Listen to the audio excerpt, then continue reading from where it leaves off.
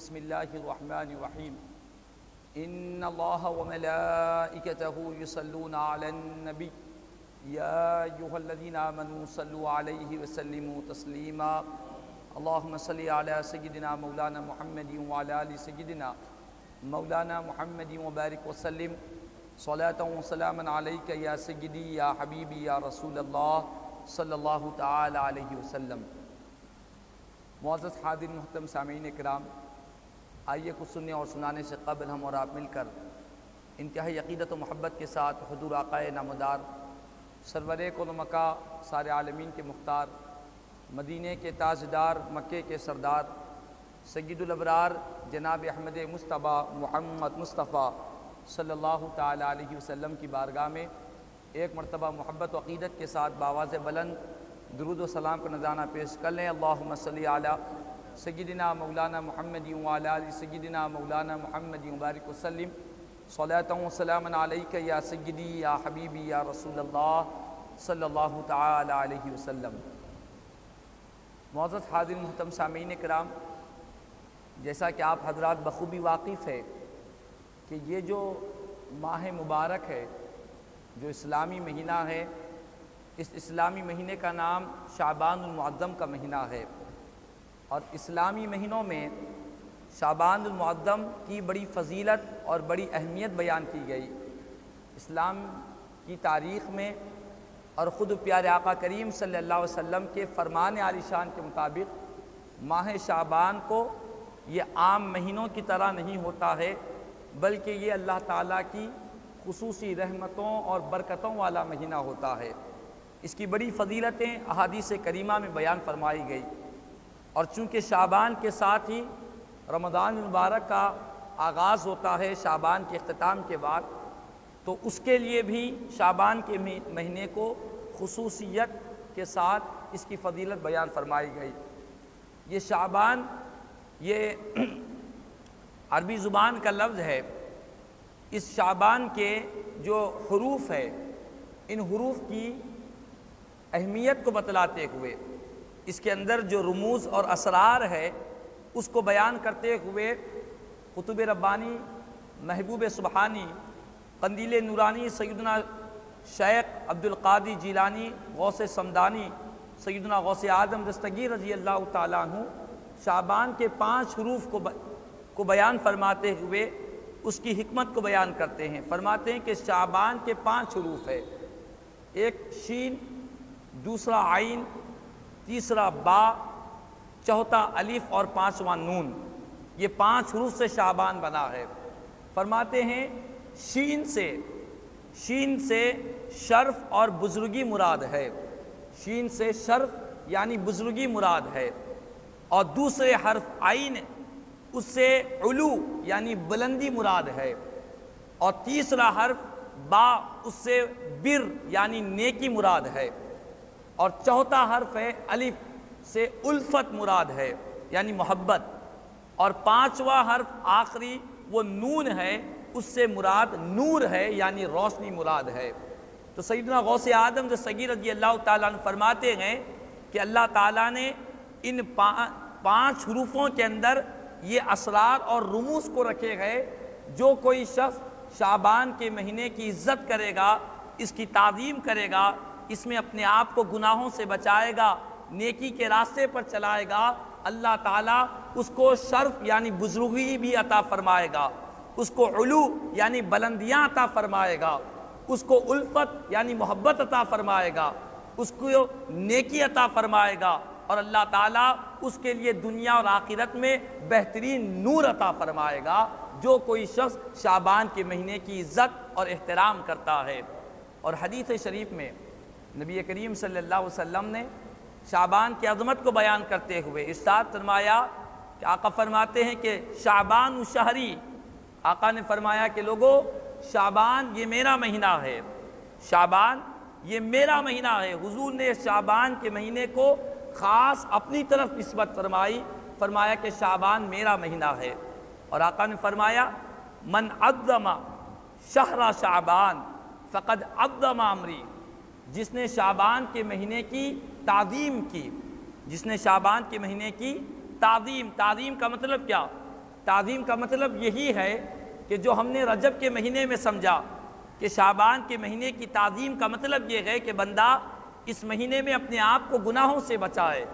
شعبان کے مہینے کی تعظیم کا مطلب یہ ہے کہ بندہ اس مہینے میں اپنے آپ کو اللہ اور اس کے رسول کی نافرمانی سے بچائے اور اپنے آپ کو نیکی کے راستے پر، خیر کے راستے پر، بھلائی کے راستے پر، نماز کے راستے پر، قرآن کی تلاوت کے راستے پر، درود و سلام کے راستے پر اور والدین کی خدمت کے راستے پر، ہر نیکی کے راستے پر بندہ اپنے آپ کو چلائے۔ یہ حقیقت میں شعبان کی تعظیم کرنا ہے، شعبان کی عزت کرنا ہے۔ اور آقا نے فرمایا کہ جس نے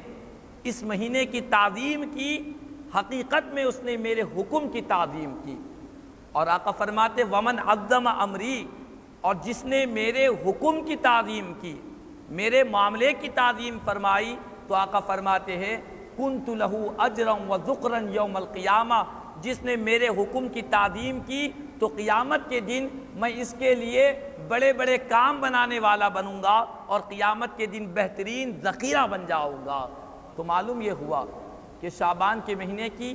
عزت کرنا حقیقت میں پیارے آقا کے حکم کی عزت کرنا ہے۔ اور آقا نے فرمایا جس نے میرے حکم کی تعظیم کی، عزت کی اور میرے حکم کا احترام کیا، تو آقا فرماتے ہیں میں اس کے لیے بہترین اجر بن جاؤں گا، اس کے لیے کام بنانے والا بنوں گا اور اس کے لیے قیامت کے دن بہترین ذخیرہ بنوں گا۔ تو معلوم یہ ہوا کہ یہ مہینہ بڑی عزتوں والا، عظمتوں والا، تعظیم والا مہینہ ہے۔ اس مہینے کو غنیمت سمجھنا چاہیے۔ اس مہینے کی غنیمت سمجھنے کے متعلق سرکار پیران پیر حضور سیدنا غوث اعظم دستگیر رضی اللہ تعالیٰ عنہ اپنی کتاب الغنیۃ لطالبی طریق الحق میں بیان فرماتے ہیں کہ دیکھو زمانے تین ہیں، انسان کی زندگی کے تین زمانے ہیں۔ ایک ماضی ہوتا ہے اور ایک حال ہوتا ہے اور ایک مستقبل ہوتا ہے۔ ماضی یعنی جو زمانہ گزر چکا ہے، حال یعنی جو موجودہ زمانہ ہے، مستقبل جو آنے والا زمانہ ہے۔ سرکار پیران پیر غوث اعظم دستگیر رضی اللہ تعالیٰ فرماتے ہیں کہ لوگوں رجب کا مہینہ جو گزر چکا ہے یہ ماضی کا زمانہ ہے۔ رجب کا مہینہ جو گزر چکا ہے اس کا تعلق ماضی سے ہے۔ اب یہ کبھی رجب کا مہینہ لوٹ کر نہیں آئے گا۔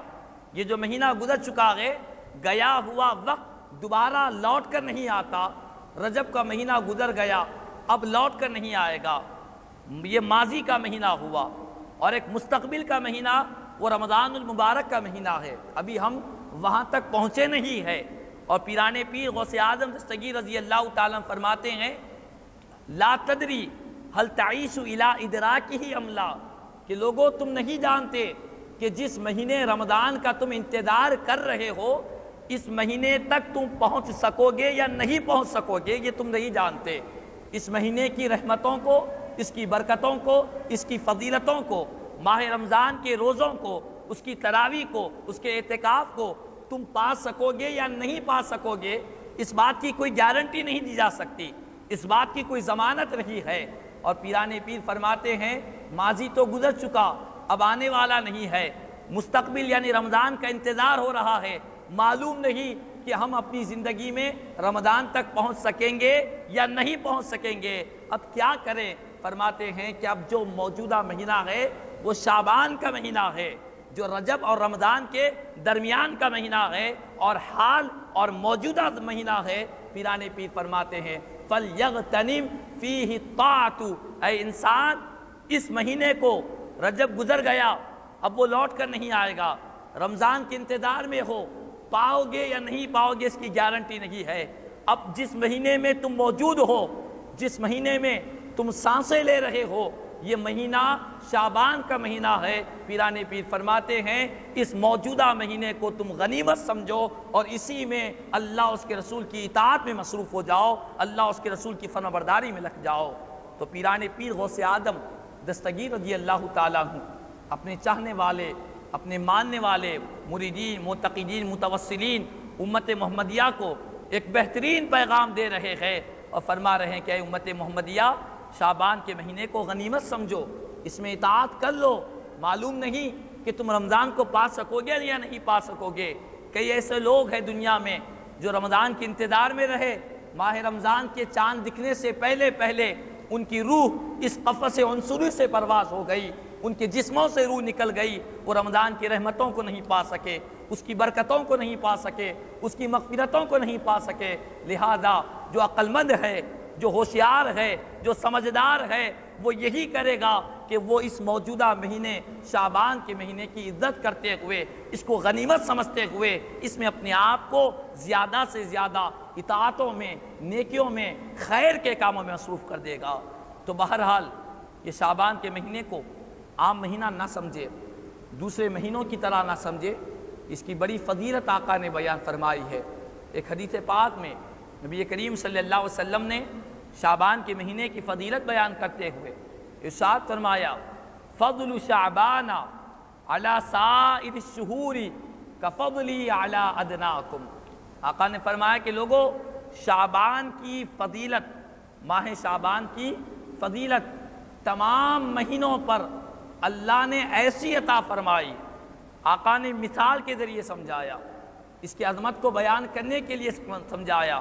فرمایا کہ شعبان کے مہینے کی فضیلت، اس کی عظمت تمام مہینوں پر اللہ نے ایسی رکھی ہے جیسی میری فضیلت تم میں سے ادنا شخص پر اللہ نے رکھی ہے، ویسی فضیلت اللہ نے شعبان کے مہینے کو عطا فرمائی ہے۔ تو یہ مہینہ بڑی فضیلتوں والا اور بڑی عظمتوں والا مہینہ ہے۔ ہمیں اس مہینے میں زیادہ سے زیادہ اطاعت کے کام، خیر کے کام، نیکی کے کام، بھلائی کے کام کرتے ہوئے اس مہینے کو گزارنا چاہیے۔ اور ساتھ ہی جب بات اس مہینے کی آئی تو یہ بات بھی ذہن نشین کر لیں، شعبان کے مہینے کا ایک اور نام بھی بیان کیا گیا۔ شعبان کے مہینے کا ایک تو ہم مشہور ہے شعبان کا مہینہ کہتے ہیں، اس کا ایک دوسرا بھی نام ہے، جیسا ہم نے رجب کے مہینے میں کہا تھا کہ رجب کا ایک نام اصب بھی رکھا گیا، اسم بھی رکھا گیا، تو کئی نام رجب کے رکھے گئے، اسی طرح رمضان کے بھی کئی نام رکھے گئے، اسی طرح شعبان کا بھی ایک نام ہے، وہ نام ہے شہر الصلاح۔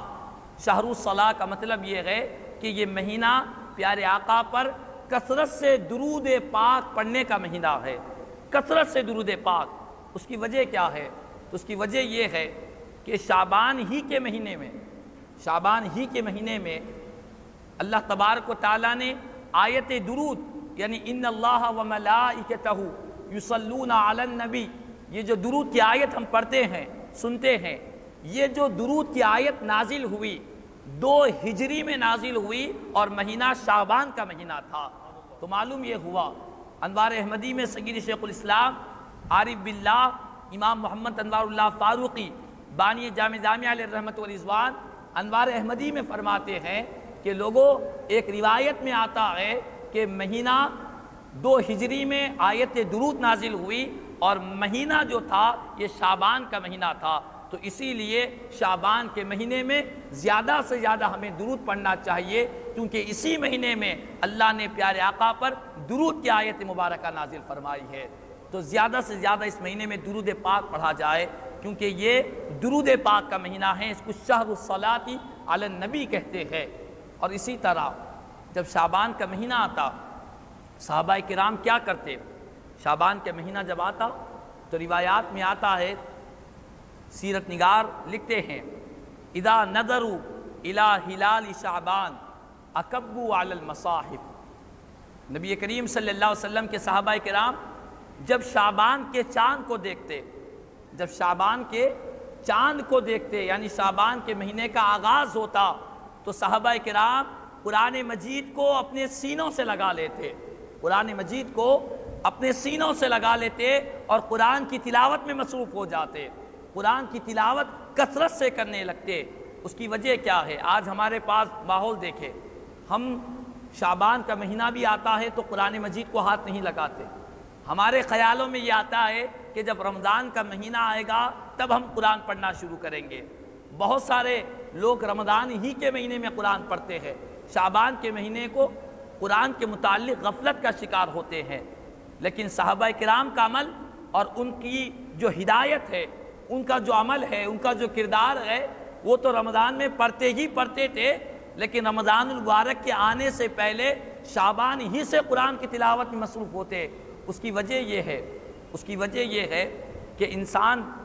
آپ دیکھیں، اپنے خود تجربہ کر دیکھیں،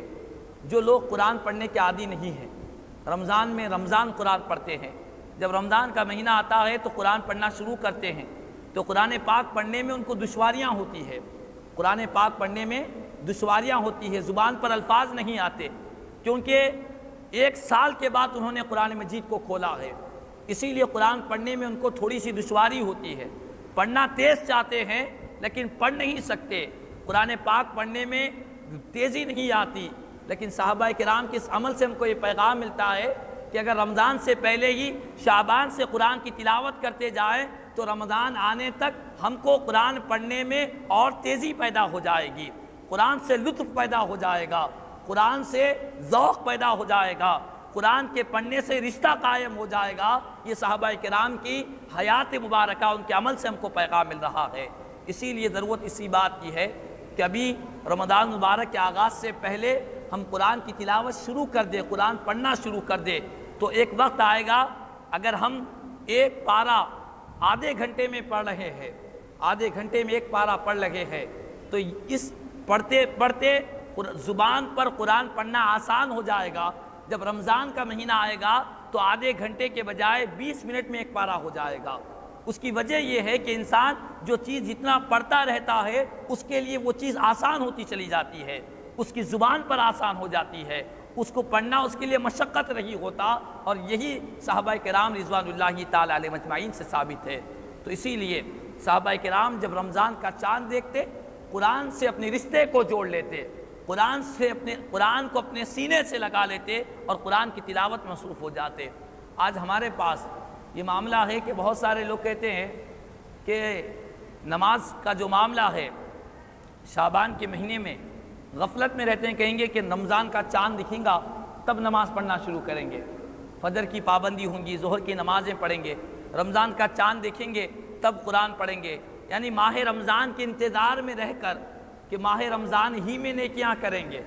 ماہ رمضان ہی میں خیر کے کاموں میں لگ جائیں گے، اس سے پہلے جو چاہے جیسے چاہے جتنی غفلت میں چاہے زندگی گزار لیں گے۔ لیکن ایک حقیقت یہ ہے کہ اگر ہم کو کوئی غفلت، کوئی گناہوں کی عادت ہے، اگر ہم کو کوئی نیکیاں سے بچنے کی عادت اگر پڑ چکی ہے، اچانک رمضان کا مہینہ آئے گا، ہم رمضان ہی سے شروع کرنا چاہیں گے تو کچھ ہی دن کے بعد پھر ہم اپنی والی زندگی پر آ جائیں گے۔ اس کی وجہ آپ مثال کے طور پر یہ دیکھیں کہ کوئی گاڑی ہے بڑی رفتار سے آ رہی ہے، اگر گاڑی چلانے والا جو رفتار سے چلا رہا ہے، گاڑی چلانے والا کوئی دور سے اسپیڈ بریکر دیکھتا ہے اور وہ یہ چاہتا ہے کہ مجھے گاڑی سلو کرنا چاہیے، اور اس کے دل میں یہ خیال ہے کہ جب اسپیڈ بریکر آئے گا تبھی میں بریک لگاؤں گا، تب تک وہ رفتار میں ہے، اسپیڈ بریکر قریب میں آنے کے بعد جب وہ بریک مارے گا تو اس کی وجہ سے اس کو نقصان ہونے کا اندیشہ ہے، گاڑی کے پلٹ جانے کا اندیشہ ہے۔ یہ مثال میں اس لیے دے رہا ہوں کہ ہم کو آج گناہوں کی عادت پڑی ہے، ہر رمضان کے انتظار میں ہے کہ رمضان کا مہینہ آئے گا ہم گناہوں کو چھوڑیں گے، نیکیوں میں لگیں گے، لیکن ایسا نہیں ہوتا۔ اس کا معاملہ ایسا ہوتا ہے کہ جیسے ہی رمضان کا مہینہ آتا ہے انسان گناہوں کو چھوڑتا ہے، لیکن اس کا دل گناہوں میں اٹکا ہوا رہتا ہے، تو 10 رمضان کیا گزرتے ہیں وہ پھر سے گناہوں میں لگ جاتا ہے۔ گانے سننے والا پھر سے گانے سنتا ہے، نماز نہ پڑھنے والا ماہ رمضان کے 10 دنوں کے بعد پھر سے نمازوں کو چھوڑتا ہے۔ اس کی وجہ یہ ہے کہ ہم نے رمضان سے پہلے تیاری نہیں کی، اس کی پلاننگ نہیں کی۔ تو شعبان کا مہینہ یہ تیاری کا مہینہ ہے، ماہ رمضان کی برکتوں کو لوٹنے کے لیے اپنے آپ کو تیار کرنے کا مہینہ ہے۔ تیار کیسے کرے؟ اگر کوئی کسی گناہ میں مبتلا ہے، کسی غفلت کا شکار ہے، کسی بھی اعتبار سے کوئی گناہ میں لگا ہوا ہے، تو ماہ شعبان ہی سے اس گناہ کو چھوڑنے کا پختہ ارادہ کر لے، تاکہ رمضان کا مہینہ جب اللہ تعالیٰ اپنے فضل و کرم سے عطا کرے گا تو ماہ رمضان میں ہم کو گناہ چھوڑنے پر زیادہ مشقت نہ ہونی پڑے۔ اگر ہم بے نمازی ہے تو شعبان ہی کے مہینے سے نمازی بن جائے، تاکہ رمضان کے مہینے میں ہم آسانی سے نماز پڑھ سکے۔ اچانک ماہ رمضان میں نمازی بن جاؤں گا، اس خیال سے، اس فکر کی وجہ سے کئی لوگوں کو ہم نے دیکھا کہ رمضان کے شروع میں ابتدائی دنوں میں مسجدیں بھری ہوئی رہتی ہے۔ رمضان مبارک کی پہلی فجر آپ دیکھ لیں، پہلی سحری کی پہلی فجر آپ دیکھ لیں، پوری مسجد باہر لگی ہوئی رہتی ہے، اور اس کے بعد آہستہ آہستہ 10 رمضان مبارک کے بعد مسجدوں کی صفیں خالی ہوتی ہوئی دکھائی دیتی ہے۔ وجہ یہ ہے کہ بہت سارے لوگوں کا خیال ہے رمضان میں نماز پڑھیں گے، لیکن شیطان ان کو اتنا مجبور کر دیتا ہے، ان کا نفس ان کو اتنا مجبور کر دیتا ہے کہ وہ اس عادت کو زیادہ دن تک برقرار نہیں رکھ سکتے۔ تو ابھی ہی سے عقل مندی یہ ہے، ہوشیاری یہ ہے کہ رمضان مبارک کی تیاری شعبان ہی سے کی جائے۔ یہی صحابہ کرام کا طریقہ تھا، اور یہی نہیں، صحابہ کرام کے طریقوں میں یہ بھی شامل تھا کہ رمضان سے پہلے اپنے مال کی زکوٰۃ نکال لیتے۔ وَأَخْرَجَ الْمُسْلِمُونَ زَكَاةَ أَمْوَالِهِمْ لِيَتَقْوَى بِهِ الضَّعِيفُ وَالْمِسْكِينُ۔ رمضان ابھی آتا نہیں، رمضان المبارک سے پہلے اپنے مال سے زکوٰۃ ادا کر دیتے۔ ہمارے پاس ماحول کیا ہے؟ ہم یہ چاہتے ہیں کہ ہم رمضان میں زکوٰۃ دیں۔ یقیناً رمضان مبارک میں زکوٰۃ دی جا سکتی ہے، اس کا انکار نہیں ہے، لیکن صحابہ کرام رمضان سے پہلے شعبان میں دیتے۔ اس کی وجہ کیا ہے؟ کیوں شعبان کے مہینے میں دیتے؟ حالانکہ رمضان میں صدقہ کرنے کا زیادہ ثواب ہے۔ رمضان مبارک میں ایک نیکی، ایک نفل نماز کا ثواب فرض کے برابر، فرض کا ثواب 70 فرضوں کے برابر ہو جاتا ہے، لیکن رمضان میں زکوٰۃ دینے کے بجائے شعبان ہی میں صحابہ کرام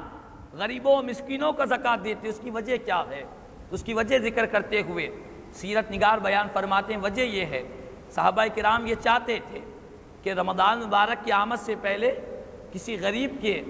اور ضعیف اور مسکین کے، کمزور شخص کے حوالے اگر ہم زکوٰۃ کر دیں گے تو وہ غریب اپنے رمضان مبارک کا جو اناج ہوتا ہے، ماہ رمضان میں جو اخراجات ہوتے ہیں، ماہ رمضان میں اس غریب کے اوپر جو بوجھ رہتا ہے وہ آسانی سے اس کے لیے تیار ہو جائے، وہ آسانی سے اپنے لیے، اپنے گھر والوں کے لیے، اپنی بیوی بچوں کے لیے غریب ساز و سامان لا لے اور وہ آسانی سے رمضان کا مہینہ گزار لے۔ اسی لیے صحابہ کرام رمضان آنے سے پہلے شعبان کے مہینے میں اپنے مالوں کی زکوٰۃ دے دیتے، اور غریب لوگ، محتاج لوگ، کمزور لوگ وہ رمضان کی تیاری کے لیے اپنے گھروں میں اناج لا لیتے، اپنی ضرورتوں کی چیزوں کو خرید لاتے۔ یہ صحابہ کرام کا طریقہ تھا۔ اور دوسری بات علماء نے یہ بھی بیان کی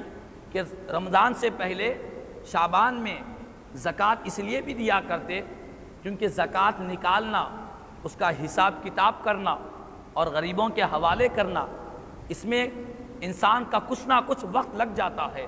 اپنے تمام مال کو جمع کرنا کہ کتنے میرے پاس پیسے ہیں، کتنی میرے پاس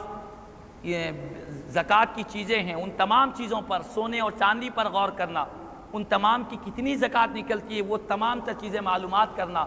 وہ تمام تر چیزوں میں انسان کا وقت لگ جاتا ہے۔ صحابہ کرام یہ چاہتے تھے کہ رمضان المبارک جیسے مقدس مہینے میں ہم حساب کتاب کی بجائے اللہ کی عبادت و بندگی میں لگ جائے، اپنے وقت کو بچائے، ماہ رمضان کے ایک ایک لمحے کو غنیمت سمجھے، اور اس طرح حساب و کتاب میں اپنے وقت کو نہ گوائے۔ اسی لیے صحابہ کرام رمضان مبارک سے پہلے تمام تر معاملات شعبان کے اندر فرما دیتے، غریبوں کے حوالے کر دیتے۔ تو معلوم یہ ہوا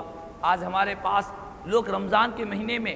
اور اکثر لوگ تو دیکھنے میں یہ آتا ہے کہ آخری عشرے میں آ کر پوچھتے ہیں کہ ہمارے پاس اتنا سونا ہے، اتنی چاندی ہے، اتنے زمینات ہے، اتنے کرائے کے گھر ہے، کتنی زکوٰۃ دینی چاہیے، کیا کرنی چاہیے۔ یہ تمام تر معلومات ہمارے پاس لوگ رمضان کے مہینے میں کرتے ہیں، لیکن بہتر یہ ہے، اگرچہ کہ جائز ہے، لیکن بہتر یہ ہے کہ ماہ رمضان میں معلومات کرنے کے بجائے شعبان ہی کے مہینے میں زکوٰۃ کے لیے تیار ہو جائے۔ کتنا ہمارے پاس پیسہ ہے، کتنی ہمارے پاس سونا ہے، کتنا چاندی ہے، کتنے تولے ہے، یہ تمام تر مال کو جمع کر لیں اور اس کی کیا قیمت نکل رہی ہے، علماء سے روابط پیدا کرے، اور شعبان ہی کے مہینے میں کوشش کرے کہ غریبوں کے حوالے زکوٰۃ کر دے۔ اور یہ مسئلہ بھی ذہن نشین کر لے،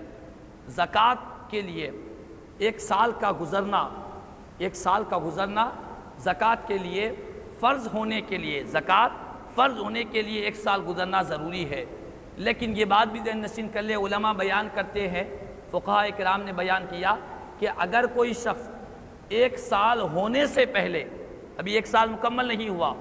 اس سے پہلے ہی اپنی زکوٰۃ نکالنا چاہ رہا ہے تو اس کو اجازت ہے، وہ اس سے پہلے بھی زکوٰۃ نکال سکتا ہے۔ یعنی 12 مہینے سے پہلے 10ویں مہینے میں اگر وہ زکوٰۃ دینا چاہ رہا ہے تو دے سکتا ہے، اس کو اجازت ہے، اس کی زکوٰۃ میں کسی قسم کی ثواب میں کمی نہیں ہوگی۔ تو بہرحال میری گزارش یہی ہے کہ اس عمل کو اختیار کرے۔ اور صحابہ کرام کا عمل کیا عمل؟ پیارے آقا نے فرمایا اصحابی کالنجوم فبأیہم اقتدیتم اہتدیتم، لوگو میرے صحابہ کے عمل کو عام انسانوں کی طرح نہ سمجھو، عام لوگوں کی طرح ان کا عمل نہ سمجھو۔ آقا نے فرمایا کہ میرے صحابہ روشن ستاروں کی طرح ہے، جو کوئی ان کی پیروی کرے گا، کسی ایک کی بھی پیروی کرے گا، اللہ تعالیٰ اس کو ہدایت عطا فرمائے گا، اس کو سیدھے راستے پر چلائے گا۔ تو یہ صحابہ کرام کی پیروی کرنے کو اللہ نے ہدایت کی ضمانت عطا فرمائی ہے۔ تو ہمیں بھی چاہیے کہ کوشش کرے کہ رمضان مبارک سے پہلے شعبان کے مہینے کو غنیمت سمجھتے ہوئے ماہ شعبان ہی میں غریبوں کے حوالے زکوٰۃ کر دے، اور اسی طرح شعبان کے مہینے کا ایک ایک لمحے کو غنیمت سمجھے۔ اور بالخصوص اس مقدس مہینے میں ایک مقدس رات بھی ہے جس کو شب برات کہتے ہیں۔ اس شب برات کی عظمت کیا ہے، اس کی فضیلت کیا ہے، اس شب برات کو ہمیں کیسے گزارنا چاہیے؟ اس شب برات میں خصوصی نماز ہوتی ہے، انشاءاللہ تبارک و تعالی اس پر آج بعد نماز مغرب مسجد خلیفہ میں انشاءاللہ ہمارا موضوع مقرر کیا گیا کہ شب برات کیسے گزارے، انشاءاللہ تعالی وہاں پر بیان کیا جائے گا۔ لیکن ایک بات شب برات کے متعلق یہ عرض کر دوں کہ پیارے آقا کریم صلی اللہ علیہ وسلم نے ارشاد فرمایا کہ لوگوں شب برات یہ وہ مقدس رات ہے، یہ وہ متبرک رات ہے۔ برات کے معنی ہے چھٹکارا، چھٹکارے کی رات ہے۔ چھٹکارے کی رات کیوں کہا جاتا ہے؟ اس لیے کہا جاتا ہے کہ اس رات اللہ تعالیٰ کئی جہنمیوں کو جہنم سے چھٹکارا عطا فرماتا ہے، اسی لیے اس کو شب برات کہتے ہیں۔ اور حدیث پاک میں نبی کریم صلی اللہ علیہ وسلم کے عمل مبارک سے ثابت ہے کہ پیارے آقا کریم صلی اللہ علیہ وسلم نے فرمایا کہ لوگوں جب شعبان کی نصف رات آتی ہے، یعنی شب برات آتی ہے، تو اس کی رات میں قیام کرو، دن میں روزہ رکھو، کیونکہ اللہ تبارک و تعالیٰ اس رات میں جیسے ہی سورج غروب ہوتا ہے آسمان دنیا پر اللہ تعالیٰ اپنا نزول اجلال فرماتے ہیں، یعنی اپنی خصوصی رحمت کو نازل فرماتے ہیں، اور خدا کی طرف سے آواز ہوتی ہے الا مستغفر فاغفر له، الا مسترزق فارزقه، الا مبتلا فاعافیہ۔ ہے کوئی شب برات میں جو اللہ کی بارگاہ سے بخشش کا طلبگار ہے کہ اللہ تعالیٰ اس کے گناہوں کو معاف فرما دے؟ ہے کوئی رزق کا طلبگار کہ اللہ تعالیٰ اس کو رزق کی دولت عطا فرمائے؟ ہے کوئی مصیبت مبتلا کہ اللہ تعالیٰ اس کو عافیت عطا فرمائے؟ اس طرح کی آوازیں شب برات میں آتی رہتی ہے۔ تو بہرحال اس شعبان کے مہینے کو ہمیں غنیمت سمجھتے ہوئے اللہ کی اطاعت اور پیارے آقا کریم صلی اللہ علیہ وسلم کی غلامی کرتے ہوئے گزارنا ہے۔ اللہ تبارک و تعالیٰ سے دعا ہے اللہ تبارک و تعالیٰ ہم تمام کو پیارے آقا کریم صلی اللہ علیہ وسلم کے فرمان عالی شان کے مطابق زندگی گزارنے کی توفیق عطا فرمائے، ماہ شعبان کی عظمت، اس کی تعظیم اور اس کا احترام کرنے کی توفیق عطا فرمائے، کہنے سننے سے زیادہ مجھے اور ہم تمام کو عمل کی توفیق عطا فرمائے۔ آمین ثم آمین۔ واقع